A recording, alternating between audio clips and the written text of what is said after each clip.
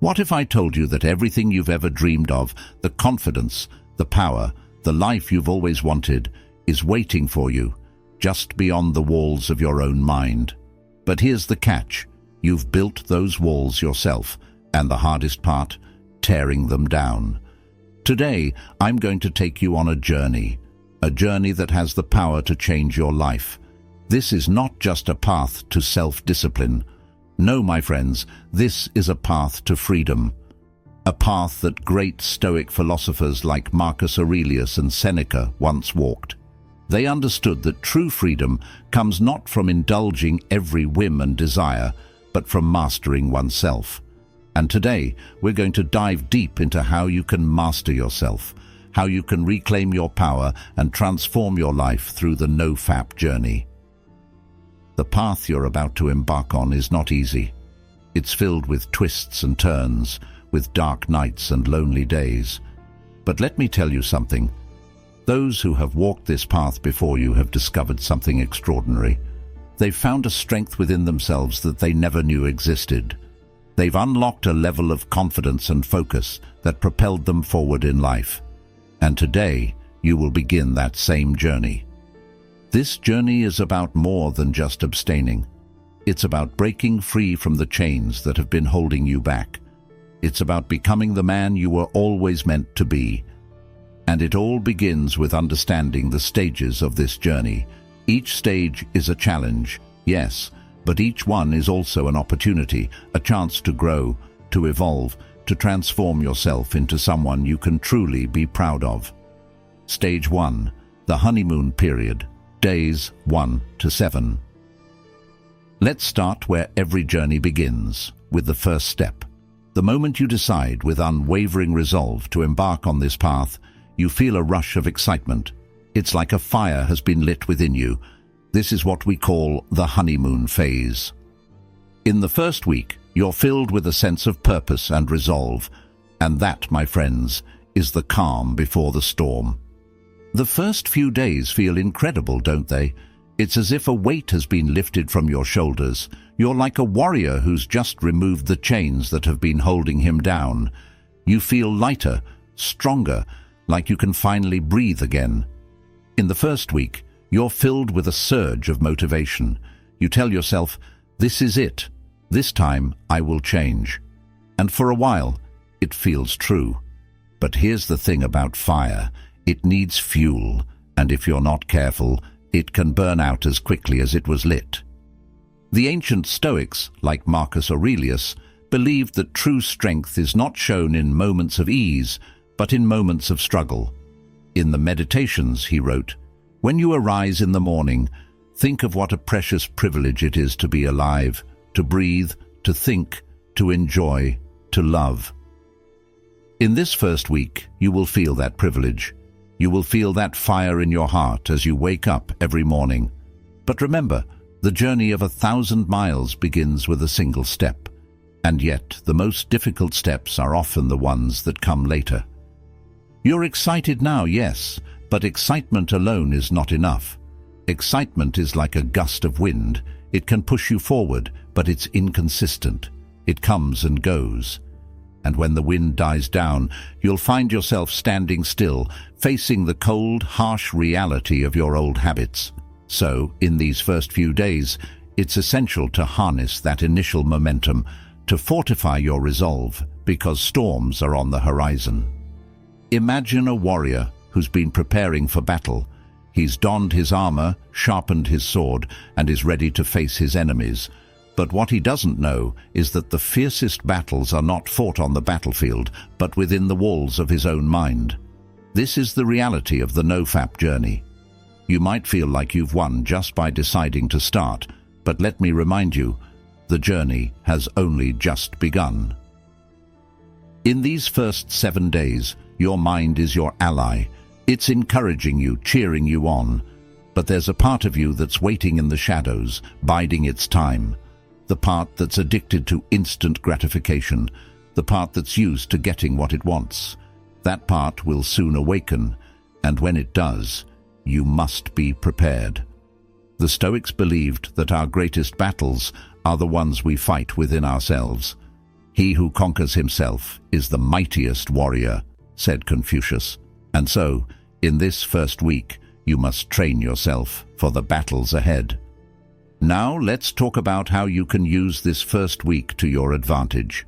This is the time to build habits that will serve you in the difficult days ahead. The Stoics practiced a technique called premeditatio malorum, which means the premeditation of evils. They would visualize the worst things that could happen to them, so that when those things came to pass, they would not be taken by surprise. In the same way, you must anticipate the moments of weakness that will come. Picture yourself at the moment when an urge hits. What will you do?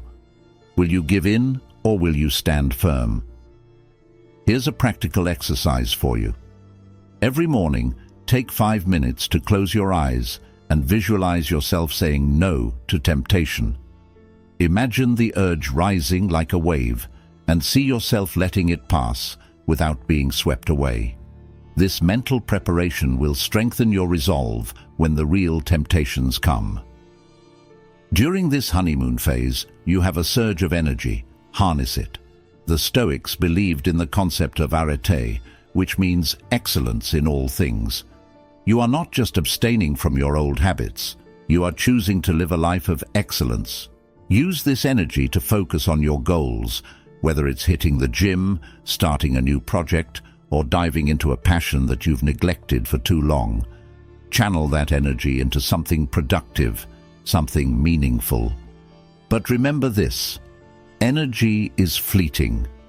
If you do not channel it into something constructive, it will turn against you. Just as water that stands still becomes stagnant, so too will your mind if you do not keep it engaged. So during this first week, create a routine. Fill your days with activities that align with the person you want to become. As the Stoics would say, waste no more time arguing about what a good man should be. Be one. As you reach the end of the first week, you may feel like you've conquered a mountain. But let me remind you, this is only the beginning. The winds are changing, and soon you'll be tested in ways you can't yet imagine. But take heart. The fact that you've made it this far means you have the strength to keep going. And remember what Seneca once said: "It is not because things are difficult that we do not dare. It is because we do not dare that they are difficult." You've dared to take the first step. Now dare to take the next. Stage 2.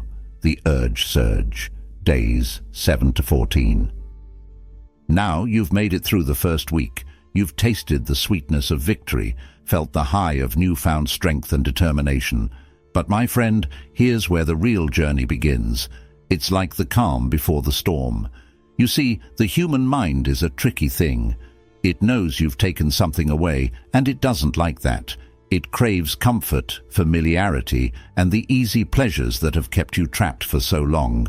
And now, like a beast awoken from its slumber, your mind begins to resist. Welcome to the second stage, the urge surge. This is where most people stumble. In the first week, it was all about excitement and resolve. But now, in the second week, your mind starts to rebel. The cravings hit like waves crashing against a rocky shore, relentless, unyielding. You might find yourself bombarded by thoughts, memories, and fantasies. They come out of nowhere, when you're lying in bed at night, when you're scrolling on your phone, or even when you're trying to focus on work. It feels like your mind is attacking you, trying to break down the walls you've built. But let me tell you something. This is not your mind trying to betray you. This is your mind testing you, asking you, how badly do you want this? Because here's the truth. Every great victory comes with a test. Every hero must face the dragon before he can claim his treasure. The Stoics understood this. They believed that the obstacles we face are not there to stop us, but to strengthen us. As Marcus Aurelius wrote, "The impediment to action advances action. What stands in the way becomes the way." Facing the dragon within, Stoic strategies for overcoming urges. You are now facing your dragon. The urges, the cravings, the whispers that tell you to give up. But remember, this is your training ground. The discomfort you feel now is your opportunity to grow stronger. Think of it as a blacksmith forging a sword. The metal must be hammered, heated and shaped before it can become sharp and unbreakable. And right now, you are in the fire. The question is, will you let the fire break you, or will you let it shape you? Here's where Stoic wisdom becomes your greatest ally. When the urges hit, and trust me, they will, you must remember the words of Epictetus. It's not what happens to you, but how you react to it that matters. The urges themselves are neutral. They are just signals from your brain. They do not control you. You control how you respond. The Stoics practiced something called apatheia, which means a state of being untroubled by desires. It's not about suppressing your urges, but observing them without attachment, without letting them dictate your actions. Here's a practical technique you can use. When the urge hits, pause. Take a deep breath. And instead of fighting it or giving in, just observe it. Picture it as a storm cloud passing through your mind. You are not the cloud. You are the sky that watches it. By creating this distance, you reclaim your power. You realize that you are not your thoughts. You are the one who chooses how to act. The power of voluntary discomfort. Now let's talk about another Stoic principle that can help you through this stage, the practice of voluntary discomfort. The Stoics believed in deliberately exposing themselves to discomfort so that they could become stronger. They would take cold baths, walk barefoot in the snow, or fast for days, not because they enjoyed suffering, but because they knew that by enduring discomfort, they could strengthen their will. Right now, you are practicing your own form of voluntary discomfort. You are choosing to deny yourself an easy pleasure, a quick hit of dopamine, because you understand that true fulfillment doesn't come from indulgence. It comes from mastery. So, when the urges strike, remind yourself, this is your training.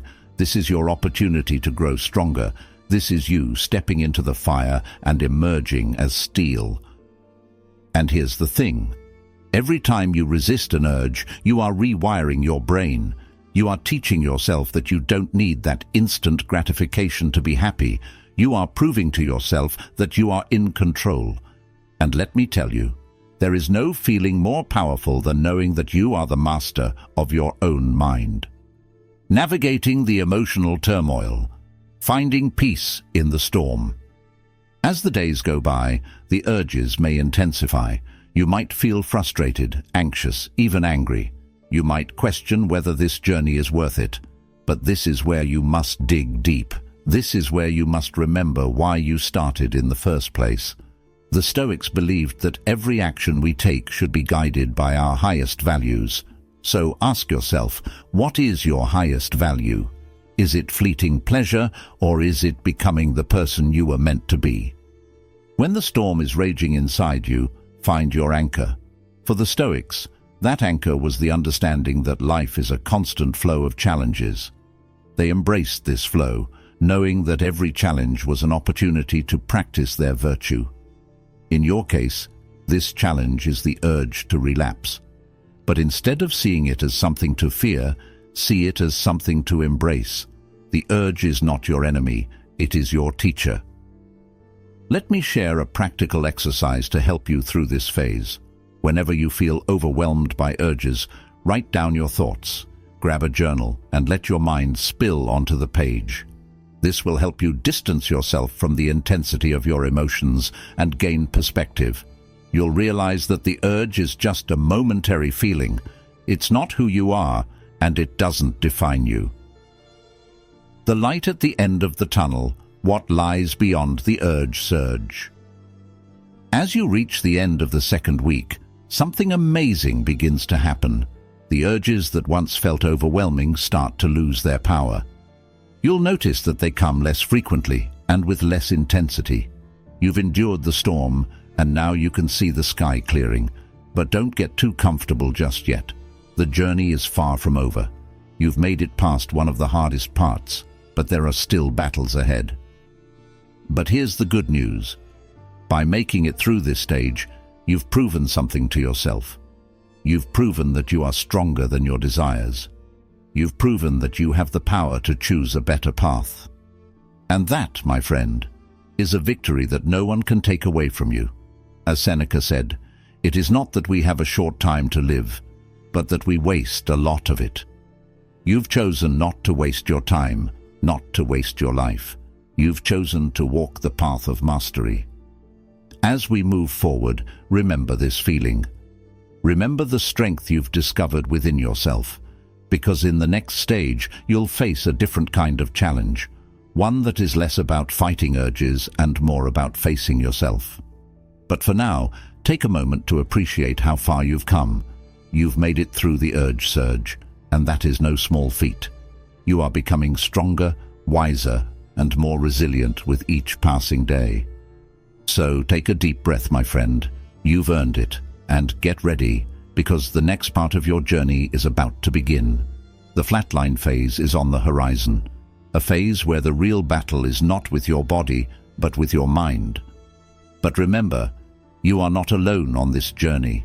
You have the strength of the Stoics, the wisdom of those who have walked this path before you, and most importantly, you have the power within yourself to see it through. Stage 3. The flatline phase. Days 15 to 30. You've made it through the storm of the second week, the surge of urges that tried to pull you back into old habits, and you might be thinking, the hardest part is behind me now. But let me tell you something, my friend. The real challenge is only just beginning. Welcome to the flatline phase. This is the part of the journey that no one talks about.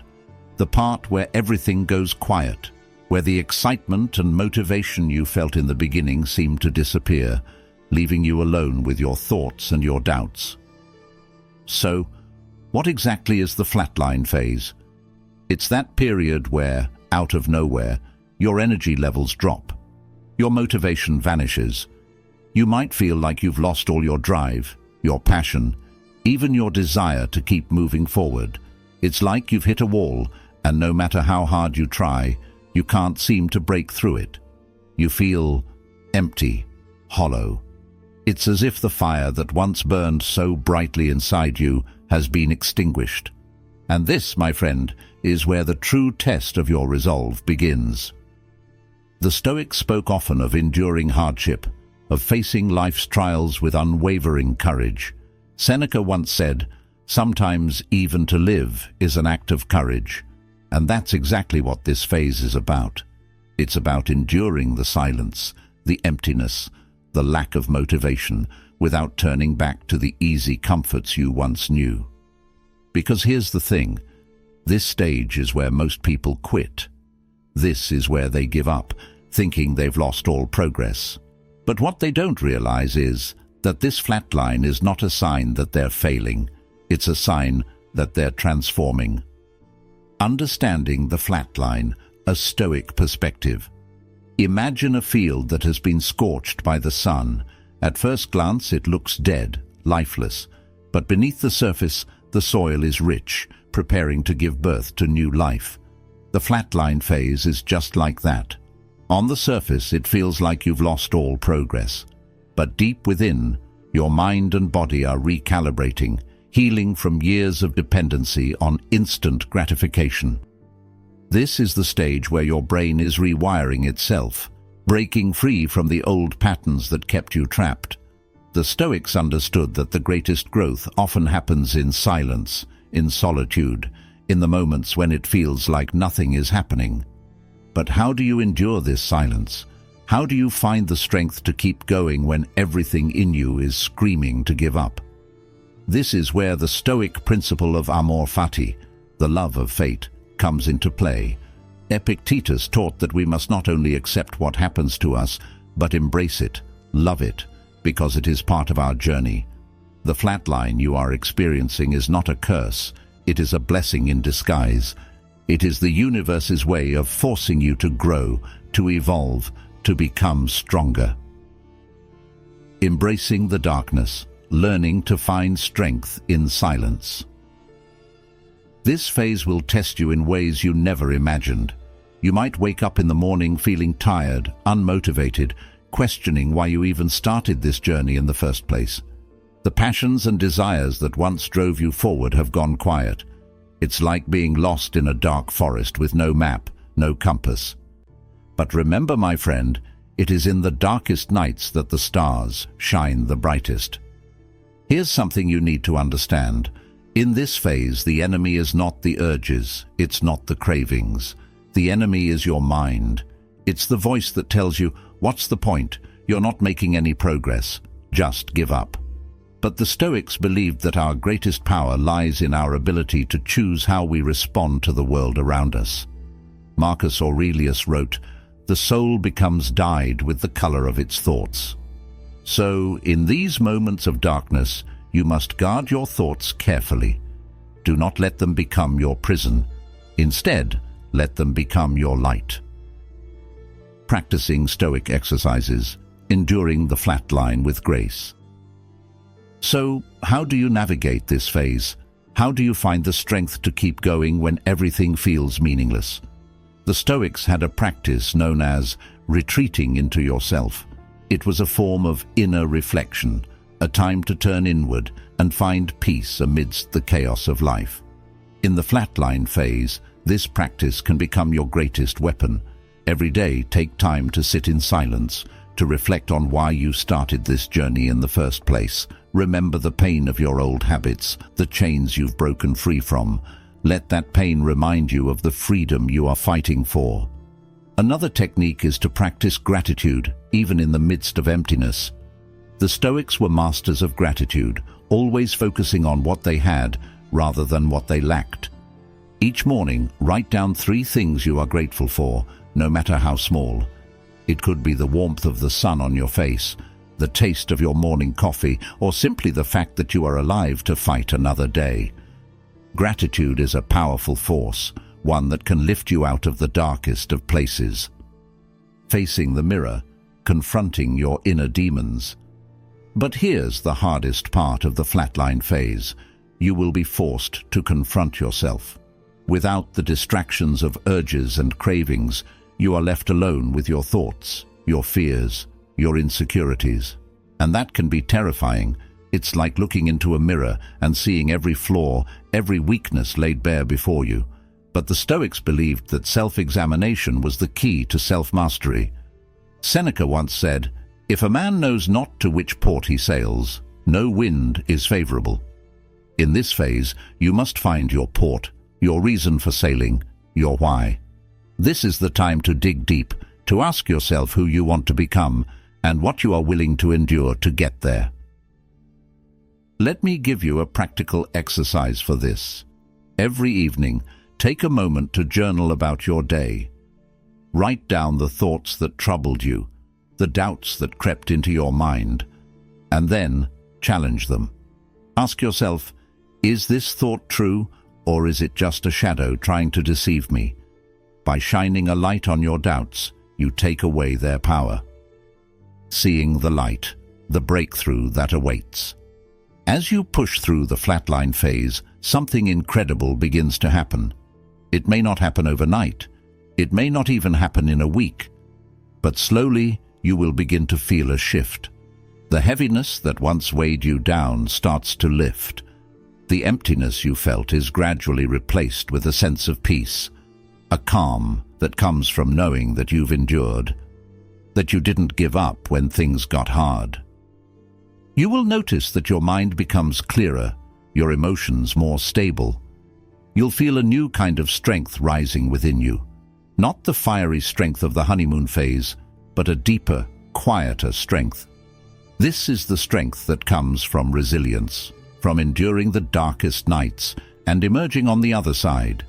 And when you look back, you will realize that this phase, the one that felt like it was breaking you, was actually the phase that made you.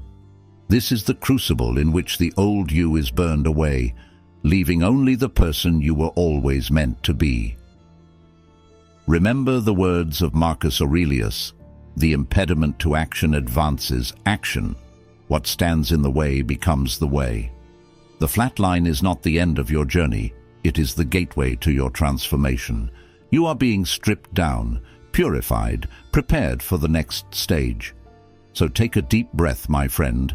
You've made it this far, and what lies ahead is the breakthrough phase, a time when all the work you've done will start to pay off, when you will begin to see the fruits of your labor.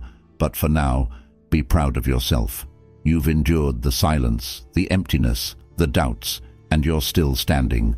That, in itself, is a victory. Stage 4. The breakthrough, days 30 to 60. Congratulations, you've made it through the toughest phases, the storm of urges, the deafening silence of the flat line, the days where every fiber of your being screamed at you to give in, but you didn't. You chose to endure. And now, you're standing at the brink of something incredible. Welcome to the breakthrough phase, a time when everything begins to shift, when the darkness that once clouded your mind starts to lift, and you begin to feel truly alive once again. In this phase, something magical happens. It's as if the fog that's been clouding your mind begins to clear. You wake up in the morning feeling lighter, more energized. You notice a sense of clarity that you haven't felt in years. Your mind is sharper, your focus is stronger, and for the first time in a long time, you feel free. Free from the chains that once bound you, free from the compulsions that controlled your every move. You've crossed a threshold, and now you're beginning to see the fruits of your labor. The Stoic concept of eudaimonia, living a flourishing life. The ancient Stoics believed that the highest good was not pleasure, nor wealth, nor fame, but eudaimonia, a state of flourishing, of living in accordance with your highest values. And that, my friend, is exactly what you're beginning to experience now. This breakthrough is not just a temporary high, it is the beginning of a new way of living, a way of being. You're no longer controlled by your urges, no longer a slave to instant gratification. You are learning what it means to live with purpose, with intention, with a sense of inner peace that comes from mastering yourself. But let me be clear, this is not the end of your journey. It's just the beginning of a new chapter. The breakthrough phase is a time of great reward, yes, but it's also a time that requires vigilance, because with every new level of growth comes new challenges. The Stoics taught that we must remain humble in our victories, never becoming complacent. As Marcus Aurelius wrote, "Be like the cliff against which the waves continually break, but it stands firm and tames the fury of the water around it." You've come so far, but the waves will continue to test you. It is up to you to remain unshaken, reaping the rewards, the return of energy and confidence. One of the most noticeable changes in this phase is the surge of energy that begins to flow through you. It's as if a dam has broken, releasing a flood of vitality that you didn't even know you had. You find yourself wanting to take on new projects, to dive into your passions, to engage with the world around you in ways you never thought possible. This is not just physical energy, it's mental energy, spiritual energy. It's the energy that comes from knowing that you are in control of your life, that you are no longer held captive by your old habits.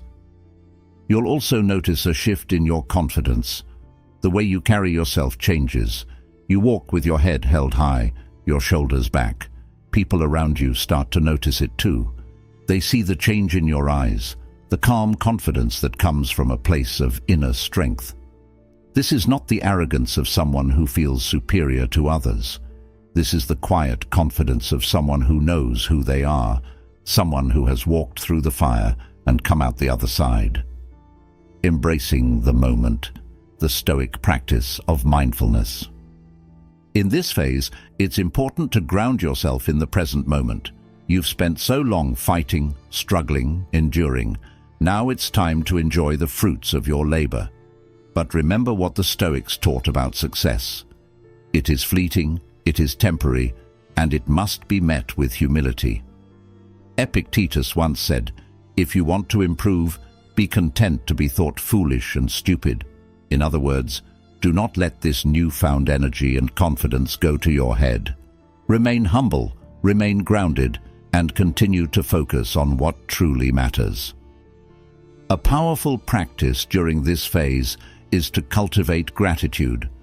Every morning, take a few moments to reflect on how far you've come. Think about the challenges you've faced, the battles you've won, and the strength you've discovered within yourself. Gratitude is like a shield. It protects you from falling back into old patterns by reminding you of the journey you've taken. The Stoics were masters of gratitude. They believed that by appreciating what you have, you guard against the endless desire for more. Channeling your energy, the importance of purpose. One of the greatest challenges during the breakthrough phase is deciding what to do with all this newfound energy. For so long you were focused on fighting urges, on enduring the flatline, on pushing through the darkness. But now you have a choice. The question is, how will you use this power? How will you channel this energy into something meaningful? The Stoics believed that a life without purpose is no life at all. Seneca once wrote, "As long as you live, keep learning how to live." This is your time to explore, to grow, to find new passions and new projects that align with your highest values. This is where you can begin to create, to build, to manifest the life you've always wanted. But be mindful. Do not let your energy be scattered in 100 different directions. Focus is the key. Choose 1 or 2 projects that truly matter to you and pour your heart into them. Let this be a time of creation, of growth, of becoming the person you were always meant to be. Navigating the risks, avoiding the trap of complacency. But here's the danger of the breakthrough phase.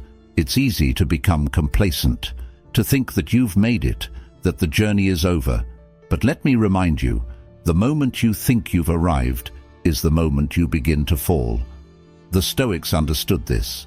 They believed that life is a continuous journey, a process of constant growth. As Marcus Aurelius wrote, "Stop wishing for something to happen.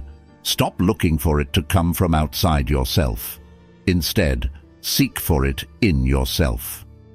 This is your time to double down, to continue the practices that have brought you this far. Here's a practical exercise. Every night before you go to bed, reflect on your day. Ask yourself, did I live today according to my highest values? Did I use my time wisely, or did I fall back into old habits? By constantly reflecting, you stay vigilant. You remind yourself that the journey is not over. It is simply evolving. Preparing for the next phase, the rebooting phase. As you approach the end of the breakthrough phase, you'll start to notice that the changes you've made are becoming more permanent. The habits you've cultivated, the discipline you've built, are becoming second nature. You're no longer fighting against yourself, you're working with yourself. But remember, my friend, this is still not the end. The next phase is the rebooting phase, where the real transformation begins.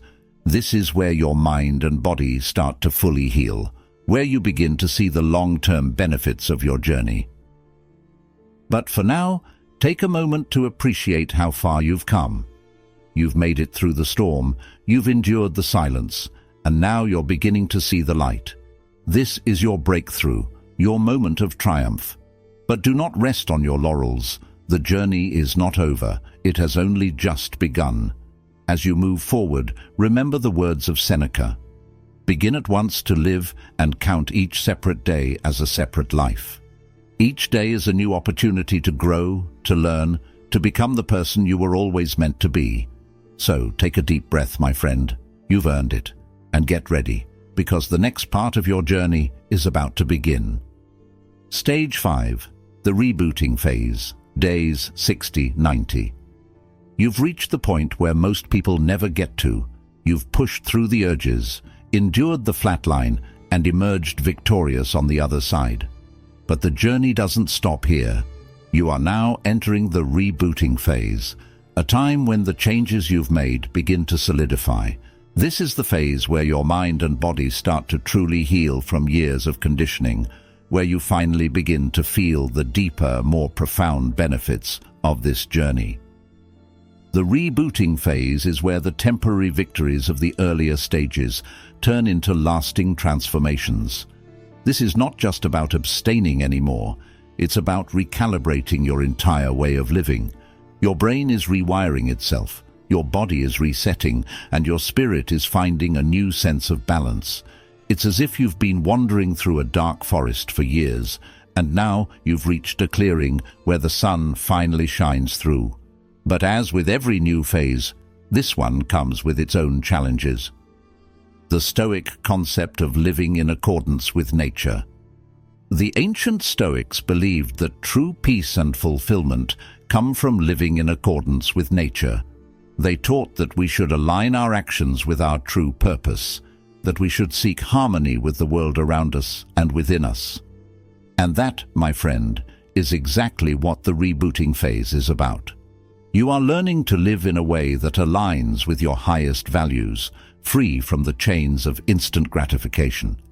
You are returning to a more natural state, a state where your mind is clear, your body is strong, and your spirit is at peace. But let's be clear, this phase is not about perfection. It's not about becoming some idealized version of yourself. It's about embracing who you are, flaws and all, and committing to a life of growth. The Stoics understood that progress is not a straight line. It's a series of ups and downs, of victories and setbacks. As Marcus Aurelius wrote, "Look well into yourself. There is a source of strength which will always spring up if you will always look there." In this phase, you must continue to look within, to tap into that source of strength that you've been cultivating for the past few months. Rewiring your brain, the science of the reboot. Let's talk about what's happening on a deeper level. For years, your brain was conditioned to seek out quick fixes, easy pleasures. It was wired to crave the dopamine hit that came from instant gratification. But during the rebooting phase, those old neural pathways are being replaced. Your brain is healing itself, creating new connections that align with your new lifestyle. This is why you may start to notice significant changes in your mood, your energy levels, and your overall outlook on life. It's as if a fog has lifted, and now you can see the world with fresh eyes. Colors are brighter, sounds are clearer, and you find joy in the simple things again. You're no longer chasing after the next hit of dopamine because you've learned that true happiness comes from within. This is what the Stoics meant when they spoke of ataraxia, a state of serene calmness, of unshakable tranquility. You are no longer a slave to your desires. You are the master of your mind. The challenge of sustaining growth, avoiding relapse. But here's the thing, just because you've made it this far doesn't mean you're invincible. The rebooting phase is a time of great reward, but it's also a time of great vulnerability. Because with this newfound energy, this newfound confidence, comes the risk of slipping back into old habits. It's easy to become complacent, to think, "I've made it. I don't need to be as vigilant anymore." But let me remind you, my friend, that vigilance is the price of freedom. The Stoics were well aware of the dangers of complacency. They believed that we must always be on guard, always aware of the traps that lie in wait. As Epictetus said, "No man is free who is not master of himself." You must continue to be the master of yourself, especially now when the temptation to slip back into old habits may return. The rebooting phase is your chance to solidify everything you've learned, to make it a permanent part of who you are. Using Stoic reflection to maintain progress. During this phase, it's important to continue the Stoic practice of daily reflection. Every evening, take a few moments to review your day. Ask yourself, did I live according to my values today? Did I use my time wisely? Did I stay true to the path I've chosen? By reflecting on your actions, you keep yourself accountable. You remind yourself of why you started this journey in the first place. One of the most powerful exercises you can do during this phase is called negative visualization. This is a technique the Stoics use to remind themselves of the fragility of life. Picture what it would be like to fall back into your old habits, to lose everything you've gained. Imagine how it would feel to let yourself down, to betray the person you've worked so hard to become. By visualizing the negative consequences, you strengthen your resolve to keep moving forward. Reaping the rewards, the benefits of the rebooting phase. As you progress through this phase, you'll start to notice profound changes, not just in your mind, but in your body as well. You'll feel stronger, more energetic, more alive. Your sleep improves, your focus sharpens, and you find yourself able to handle stress with greater ease. This is because your body is healing itself from the inside out. Your brain is no longer overloaded with dopamine, your nervous system is more balanced, and your hormones are stabilizing. You might also notice that your relationships improve. You're no longer looking at people as a means to an end, as objects to satisfy your desires. You begin to see them for who they truly are, to connect with them on a deeper level. The Stoics believed that one of the keys to happiness was sympathia, the understanding that we are all connected, that we are all part of a greater whole. In this phase, you begin to live that truth. You find joy not in taking, but in giving, in being of service to others. Preparing for the next phase, the transformation, days 90-180. As you approach the end of the rebooting phase, you're no longer just abstaining, you're thriving. You've rebuilt yourself from the ground up, and now you're ready to take the next step. The next phase is the transformation phase, a time where the changes you've made become deeply ingrained, where you begin to flourish in ways you never thought possible. But for now, take a moment to appreciate how far you've come. You've made it through the hardest parts of the journey. You've endured the urges, the flat line, the doubts, the temptations, and now you are reaping the rewards. You are becoming the person you were always meant to be. But remember, my friend, the journey is not over. There are still challenges ahead, still battles to be fought, but you are no longer the person you were when you started. You are stronger, wiser, more resilient. So take a deep breath, give yourself a moment of gratitude for all the progress you've made, and get ready, because the transformation phase is about to begin. And in that phase, you will discover a version of yourself that you never knew existed, a version that is free, powerful, and truly alive. Stage 6. The transformation. Days 90-180. You've crossed the threshold into a new realm. You've come so far from where you started, and now you stand at the doorway of the transformation phase. This is the part of the journey where everything you've learned, everything you've endured, begins to manifest in your daily life. The changes you've made are no longer just temporary adjustments. They are becoming a permanent part of who you are. You are not just abstaining anymore, you are transforming. Let me be clear, this phase is not just about celebrating how far you've come. It's about embracing the person you are becoming. It's about stepping into your new identity with confidence, with purpose, with a deep understanding of who you are and what you stand for. The Stoics called this process arete, the pursuit of excellence in all things. In this phase, you are no longer fighting against yourself. Instead, you are aligning with the highest version of yourself, living with integrity, discipline, and a renewed sense of inner peace. The true meaning of transformation, becoming the best version of yourself.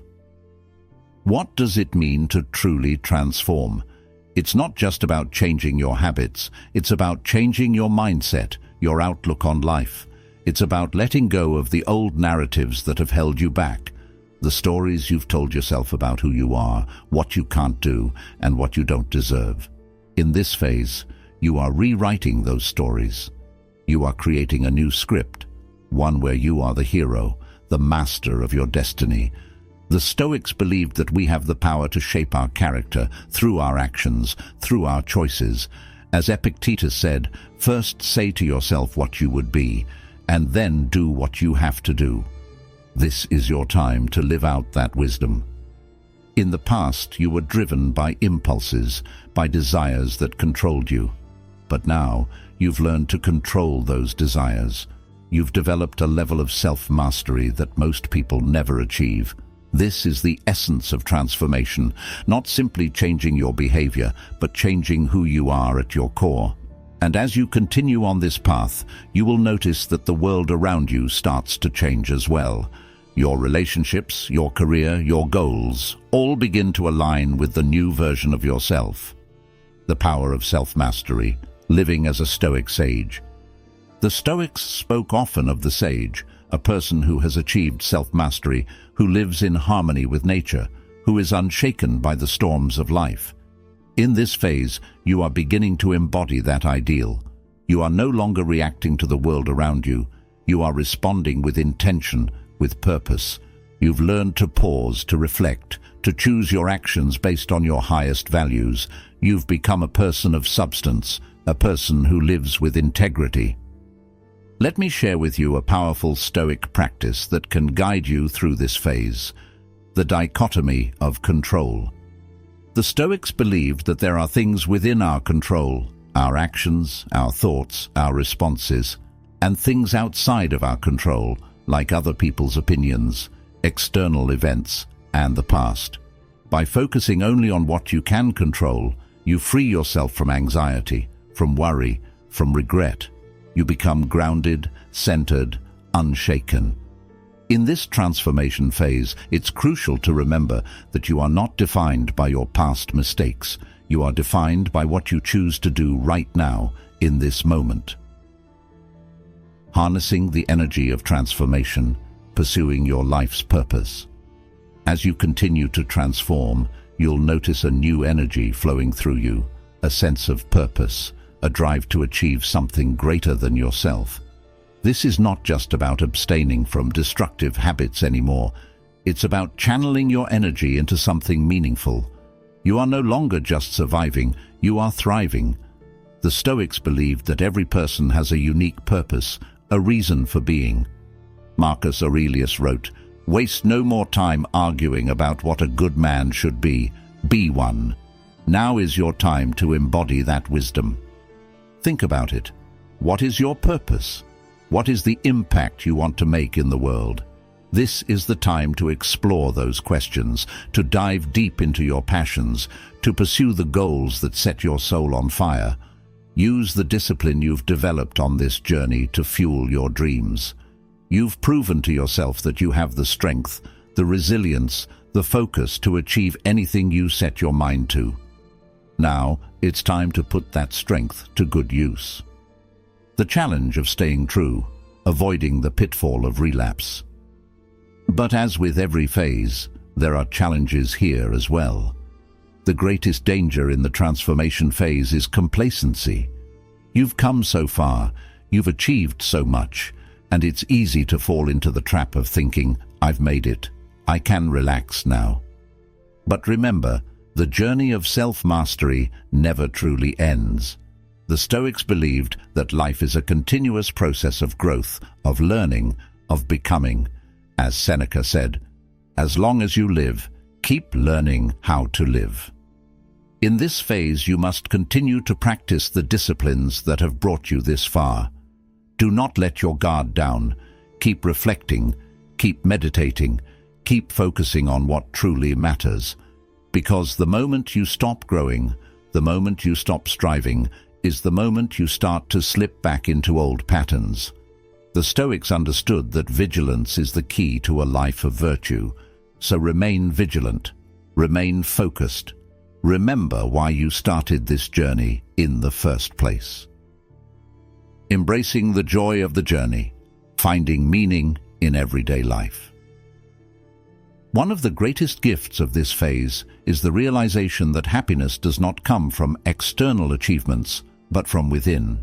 You've spent years chasing after pleasure, after distractions, after things that never truly satisfied you.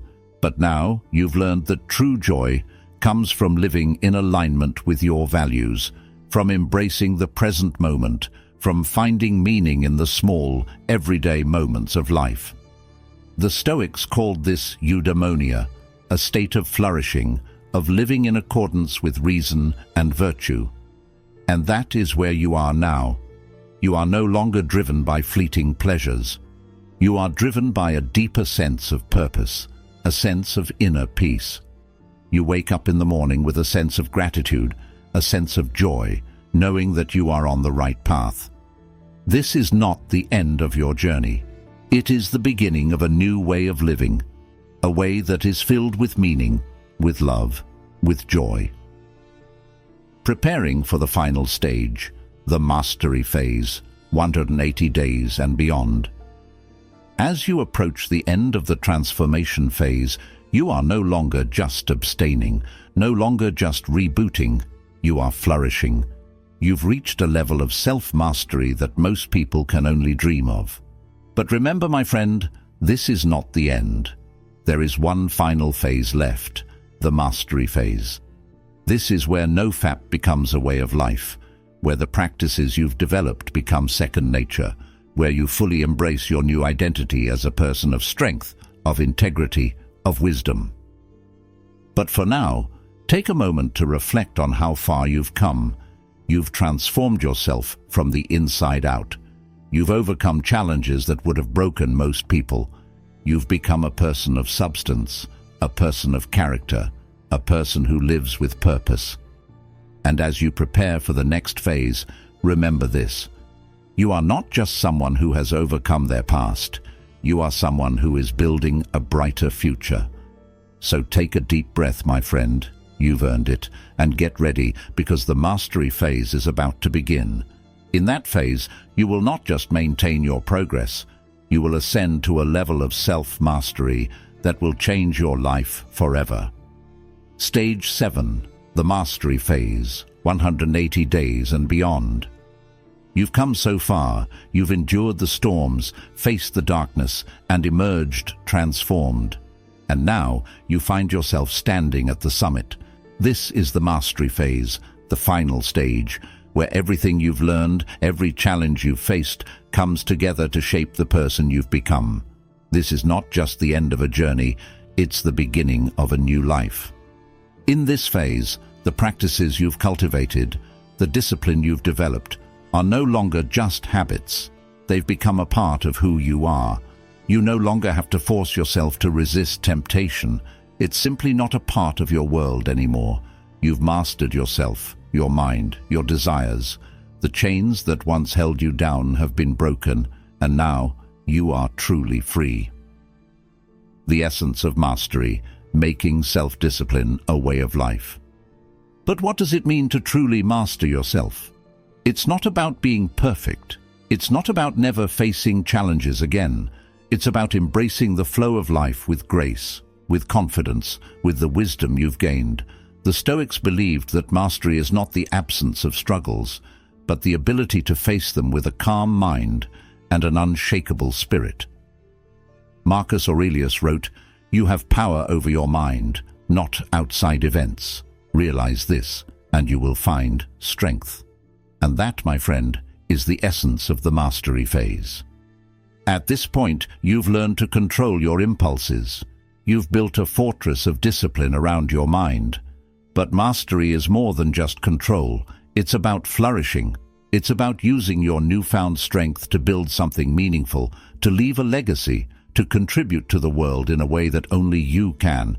You've become a master of yourself, and now it's time to share that mastery with the world. Living with purpose, the legacy of a Stoic life. The mastery phase is where you shift from simply maintaining your progress to thriving, to making a real impact on the world around you. You're no longer just focused on your own journey. You're looking for ways to lift others up, to inspire those who are still struggling. The Stoics believed that true fulfillment comes not from selfish pursuits, but from living in service to others. Seneca said, "He who lives for himself is truly dead to others, but he who lives for others lives forever." This is your time to live that truth. In this phase, your actions become a beacon of hope for others. You've walked the path, you've endured the hardships, and now you have the wisdom to guide others who are just starting their journey. This is the highest form of mastery, not just controlling your own mind, but inspiring others to find their own strength. Staying vigilant, the continuous journey of self-mastery. But here's the truth. Mastery is not a destination. It's a continuous journey. Even now, there will be moments of doubt, moments where old habits try to creep back in. The difference is that now you have the tools, the discipline, and the inner strength to face them head-on. The Stoics believed that we must never become complacent, never assume that we have reached the end. As Epictetus said, "It is impossible for a man to learn what he thinks he already knows." Always be a student. Always seek to grow. In this mastery phase, it's important to keep challenging yourself, to keep pushing your boundaries. The moment you stop striving is the moment you start to decline. So continue to practice the Stoic exercises that have brought you this far. Daily reflection, mindfulness, gratitude, and the pursuit of excellence. Let these principles guide you as you move forward, not just as habits, but as a way of life. The joy of living in mastery, finding peace and fulfillment. One of the greatest gifts of reaching this stage is the sense of peace that fills your heart. You are no longer at war with yourself. You've learned to embrace the flow of life, to find joy in the simple moments, to be present in everything you do. This is the state the Stoics called ataraxia, a state of unshakable tranquility. You no longer seek happiness outside of yourself because you've discovered that everything you need is already within you. You wake up every day with a sense of purpose, with a clear vision of who you are and what you stand for. You are living a life of integrity, a life of virtue, a life that you can be proud of. And that, my friend, is what it means to live as a master, not just of your actions, but of your mind, your spirit, your entire being. Closing thoughts, the never-ending path of growth. As you continue forward, remember that this journey is never truly over. There will always be new challenges, new opportunities for growth. But you've proven to yourself that you have what it takes. You've climbed the mountain, and now you're ready to climb even higher. The journey of self-mastery is a lifelong pursuit, and every step you take, every victory you achieve, brings you closer to becoming the person you were always meant to be. Thank you for taking the time to watch this video and for embarking on this journey of self-mastery with me. I hope you found value in understanding these stages and how you can apply Stoic principles to transform your life. Remember, the path of self-discipline and growth is not a sprint. It's a marathon. Keep pushing forward, keep striving for excellence, and most importantly, never give up on yourself. Now, I want to hear from you. In the comments below, let me know which stage you're currently in, and share one lesson you've learned on your journey so far. Your story might just inspire someone else who's struggling to keep going. If you enjoyed this video, don't forget to give it a thumbs up and subscribe to the channel for more content like this. And if you know someone who could benefit from this journey, share this video with them. Let's grow this community together, and let's keep each other accountable as we all strive for mastery.